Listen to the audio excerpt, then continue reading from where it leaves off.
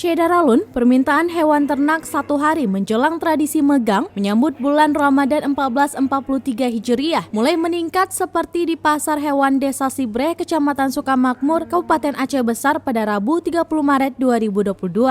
Harga sapi lokal dan sapi peranakan berkisar antara Rp10.000 hingga Rp45 juta per ekornya. Berdasarkan data dari Dinas Peternakan Aceh, sebanyak 53.426 ekor sapi, kerbau, kambing, dan domba tersedia untuk memenuhi kebutuhan daging saat pelaksanaan tradisi megang menyambut bulan suci Ramadan 1443 Hijriah. Dari 53.426 ternak tersebut terbagi dari sapi jantan sebanyak 16.825 ekor, sapi betina tidak produktif 3.039 ekor, dan sapi Australia 359 ekor.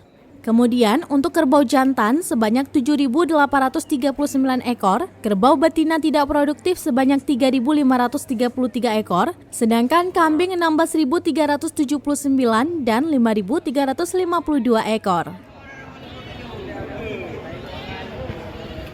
Dari Aceh Besar, Henry Surambi on TV.